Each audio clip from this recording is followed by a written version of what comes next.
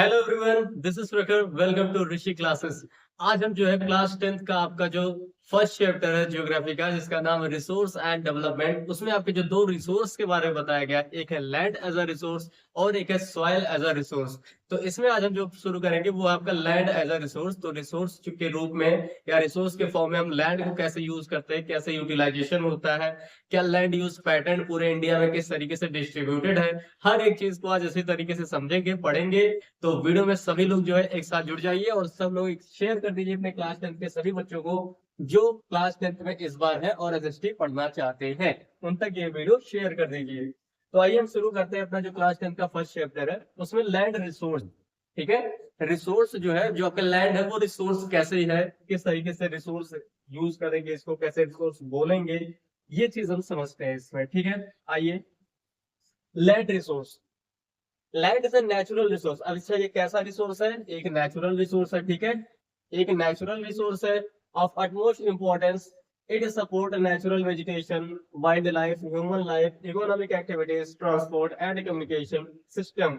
मतलब ये जो लैंड आपका है, ये जमीन है, ये जो धरती है, इस पे कई सारी चीजें होती है, जैसे ह्यूमन एक्टिविटीज जितनी भी है, जैसे कल्टीवेशन है, बिल्डिंग इंफ्रास्ट्रक्चर डेवलपमेंट है। ठीक है, ये हर एक चीज जो हम लैंड पे ही करते हैं। उसके अलावा देखिए नेचुरल वेजिटेशन, मतलब जितने आपके पेड़ पौधे हैं, जितने आपके पेड़ पौधे हैं वो सब जो है इसी लैंड पे ही होते हैं। ठीक है, और वाइल्ड लाइफ, जितने भी जीव जंतु हैं, जितने भी एनिमल्स हैं, वो सब सरवाइव कहाँ करते हैं, अपना घर कहाँ पे बनाते हैं, इसी लैंड पे ही बनाते हैं। ठीक है, और ह्यूमन लाइफ, जो मानव जीवन है, वो भी अगर लैंड ना होता, जमीन ना होता, तो हम लोग रहते कहाँ पे?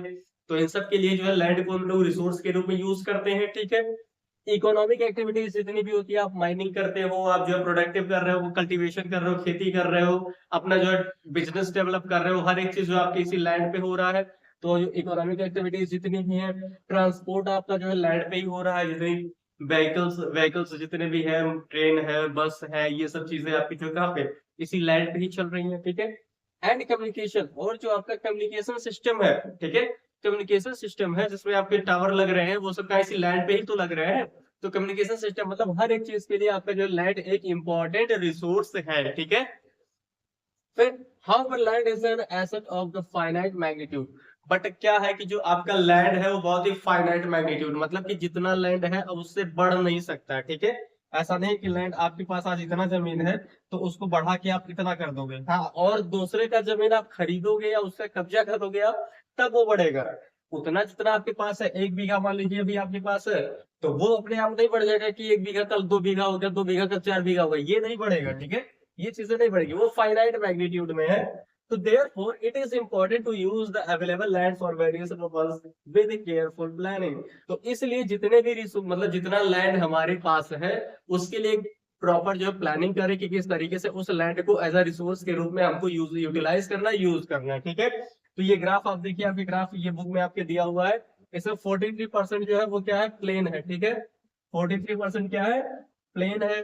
और उसके बाद प्लेटू, प्लेटू जो पठार जिसको बोलते हो, आप क्या बोलते हो, पठार बोलते हो, वो कितना परसेंट है देखिए, प्लेटू आपका 27% है। और माउंटेन जो आपके हैं वो कितने परसेंट है, 30% है। ठीक है, माउंटेन 30% है, आपका प्लेटू 27% है, और 43% जो है आपका क्या है, प्लेन्स है।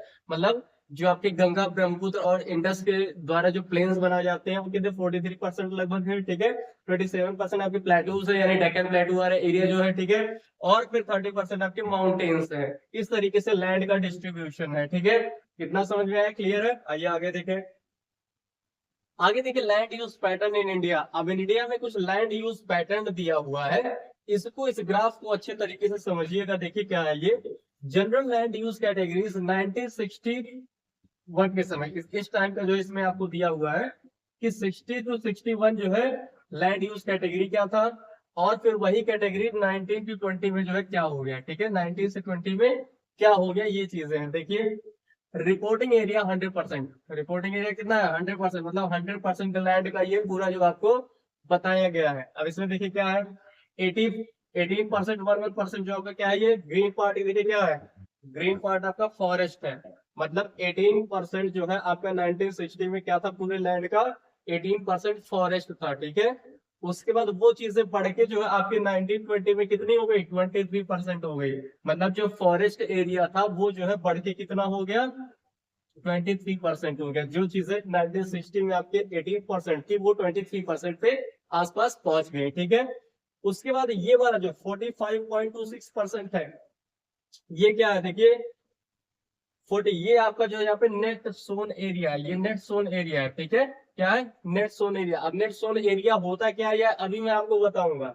ये देखिए 40.26% यहाँ पे था, ये बढ़ के जो कितना हो गया 40.26, ये 4.64, मतलब माइनर जो इसमें इंक्रीज हुआ है, बट थोड़ा इंक्रीज इसमें हुआ है। ठीक है, बहुत ही लिटिल बिट हुआ है, बट थोड़ा सा इंक्रीज हुआ है आपके नेट जोन एरिया में।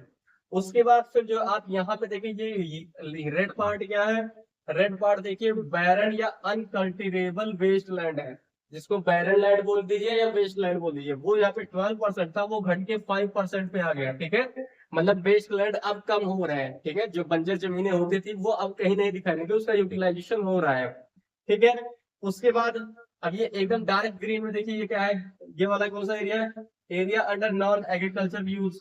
मतलब अब जो कुछ ऐसा क्षेत्र है जो मतलब एग्रीकल्चर के लिए यूज नहीं किया जा रहा है, जिससे अभी मतलब वहां पे एग्रीकल्चर हम कर सकते हैं, बस एग्रीकल्चर के लिए यूज नहीं कर रहे हैं। तो ये 4.9% था, अब ये बढ़ के जो कितना हो गया 9.6%, ये इंक्रीज हुआ है। ठीक है, ऐसे ग्रीन पार्ट देखिए, ये क्या है 4.71%। Permanent pasture and grazing land, permanent pasture मतलब चारागाह जिसको बोलते हैं, जहाँ पे आपके कैटल्स जो होते हैं, जो जानवर होते हैं, वो अपना भोजन के लिए जाते हैं। ठीक है, तो यहाँ पे 4.71% था, ये कितना हो गया 3.42%। ठीक है, ये ग्राफ समझ में आ रहा है आपको। तो इसमें से कुछ चीजें समझिए, जैसे नेट सोन एरिया आप किसको बोलेंगे, नेट सोन एरिया क्या होगा कि जहां पे एक ईयर में, with in 1 year, with in 1 year, एक ईयर में जब एक बार, मतलब ऐसा समझिए कि नेट सोन एरिया हम किसको बोलते हैं कि एक साल में, ठीक है, एक साल में जो है कम से कम एक बार या एक सीजन जो उस पे कल्टीवेशन यानी जो खेती हम करते हैं, तो उस फील्ड को हम क्या बोलते हैं, नेट सोन एरिया बोलते हैं। ठीक है, मतलब कि जैसे 2 सीजन, जैसे आपने मतलब एक पैडी मतलब एक धान का सीजन आ गया आपका, एक गेहूं का यानी वेट का सीजन आया। ठीक है, तो एक सीजन में मतलब जो खरीफ की फसल होती है, या फिर जो आप वैसे तो खरीफ फसल है, रबी फसल है, ठीक है, तो दोनों में से कोई एक सीजन में आपने जो है कल्टीवेशन किया, खेती किया, तो ये एक साल में एक बार होना चाहिए, तो ये आपका नेट सोन एरिया में आएगा। ठीक है, उसके बाद करंट फ्लो और फिर follow other than current flow, ये दोनों क्या है, ये दोनों आपका क्या होता है कि अगर जो है 1 से 5 साल के लिए, 1 से 5 साल के लिए किसी भी कल्टिवेबल लैंड को, मतलब जहाँ पे हम खेती कर सकते हैं, अगर उसको 1 से 5 साल के लिए छोड़ दिया जाए, तो वो आपका follow other than current follow में आएगा। ठीक है, मतलब जैसे मान लीजिए आपके पास एक लैंड है, जमीन है, अगर आपने 1 साल से लेके 5 साल तक उस पर खेती नहीं की, ठीक है, 5 साल बाद आप उसमें फिर से खेती कर रहे हो, तो 1 से 5 साल तक के लिए अगर आपने उसमें खेती नहीं की है, तो वो लैंड आपका कैसा हो जाएगा, follow other than current follow में। ठीक है, उसमें करंट फॉलो में क्या आएगा, करंट फॉलो में उसमें आएगा कि जिसमें 1 साल या 1 से कम साल के लिए खेती ना हो, जैसे या तो 1 साल पूरा खेती ना करिए उसमें, मतलब दोनों जो रबी सीजन है और फिर रबी फसल है, रबी क्रॉप है, और फिर खरीफ क्रॉप, दोनों क्रॉप के सीजन में जो आपने वहां पे खेती नहीं की, कल्टीवेशन नहीं किया, ठीक है, उसके बाद यह हो सकता है उससे कम, एक बार किया एक बार नहीं किया, तो ये आपका करंट फॉलो में आएगा। मतलब सीधा सा अंतर इस दोनों में, डिफरेंस सीधा सीधा यही है कि अगर आपने जो है 1 साल से लेकर, ठीक है, 1 साल या 1 से कम साल तक अगर खेती नहीं की है, तो वो आपका करंट फॉलो में आएगा। 1 साल से लेकर 5 साल तक अगर आपने जो है उसमें खेती नहीं की है, तो वो जो आपका फॉलो करंट, जो follow other than current follow में आएगा। ठीक है, और 5 साल से ऊपर, मतलब अगर किसी भी लैंड पे आपने 5 साल से कोई खेती नहीं करी है, 5 साल से ऊपर, तो वो आपका क्या आएगा, कल्चरेबल वेस्ट लैंड, इसमें आएगा ये चीज। ठीक है, कि मतलब वहां पे खेती की जा सकती है, लेकिन 5 साल से अधिक हो गए उसमें खेती नहीं की गई है। तो ये तीनों समझ में आया आपको, कल्चरेबल वेस्ट लैंड क्या होता है, follow other than current follow क्या होता है, करंट फॉलो क्या होता है, और net sown area, net sown area, इतना चीज क्लियर है। ठीक है, उसके बाद इधर आपका क्या, फॉरेस्ट, फॉरेस्ट आप लोग जानते ही है। ठीक है, नेशनल फॉरेस्ट पॉलिसी के according, national forest policy, national forest policy 1952 के अकॉर्डिंग ये कहा गया है कि 33% एरिया पे जो है कम से कम फॉरेस्ट होना चाहिए। ठीक है, 33% एरिया पे कम से कम जो है फॉरेस्ट होना चाहिए। ये नेशनल फॉरेस्ट पॉलिसी 1952 के अकॉर्डिंग ये चीजें मेंशन की गई हैं, कही गई हैं। ठीक है, इतना समझ में आया। बैरन एंड अनकल्चरेबल वेस्टलैंड किसको बोलेंगे? एरिया अंडर नॉन एग्रीकल्चरल, मतलब एरिया अंडर नॉन एग्रीकल्चर या पॉस्चर, परमानेंट पॉस्चर या ग्रेजिंग लैंड, इसको हम क्या बोलते हैं? परमानेंट पॉस्चर या ग्रेजिंग लैंड। मतलब कुछ आपके गांव में आसपास आपने देखा होगा कि कुछ एरिया ऐसे होते हैं जहां पे जो है वहां पे खेती नहीं की जाती है, वहां पे उसको पॉस्चर यानी चारागाह के रूप में उसको नियुक्त किया गया है कि वहां पे कैटल्स को ले जाके आप चरा सकते हैं, ठीक है। तो उसको बोलते हैं पास्चर या फिर ग्रेजिंग लैंड, ठीक है। ये आपका होगा। Area under non agricultural uses, मतलब कुछ ऐसी जगह होती है जहां पे हम एग्रीकल्चर नहीं करते हैं, जैसे अपना बिल्डिंग से जहां आपने घर बनाया हुआ अपना, जहां पे कंपनीज बनती हैं, जहां पे रोड बना हुआ, सड़क बनी हुई है, पुल बन रहा है, ब्रिज बन रहा है, ये सब जो एरिया है यहाँ पे एग्रीकल्चर नहीं हो सकता है, ठीक है। तो ये आपके जो है इस यूज में है। और उसके बाद area under miss tree crops and groves, ये क्या होता है? ये आपने देखा होगा बड़े बड़े सिटीज में जब आप जाएंगे कहीं पे, तो वहां पे जो कॉलोनीज होती है, ठीक है, जो कॉलोनीज होती हैं उसके बीच बीच में छोटे छोटे पार्क बनाए जाते हैं, वहां पे ऐसे पेड़ लगाए जाएंगे, वहां पे पार्क बनेगा, शाम को सब टहलने के लिए जाते हैं। तो वहां पे भी कल्टीवेशन नहीं होता है, ठीक है। तो उसमें जो ट्रीज उगाए जाते हैं ये सब, तो ये एरिया अंडर मिस, ये आपका मिसलेनियस ट्री क्रॉप्स ये सब आएगा इसमें, ठीक है। और बैरन लैंड, बैरन लैंड यहाँ पे खेती की ही नहीं जा सकती है, वहां पे खेती होता ही नहीं है, ठीक है। ये सब आपके बैरन लैंड में आएगा। तो ये ग्राफ क्या है, ये चीजें समझ में आई आपको? ये हर एक चीज क्या होता है और फिर कैसे 60 से लेकर जो आपका 1920 में ये चीजें चेंज होती हैं, ठीक है। इतना चीजें क्लियर है, समझ में आया? आइए आगे देखते हैं। आगे आपका क्या? Land degradation and conservation of major.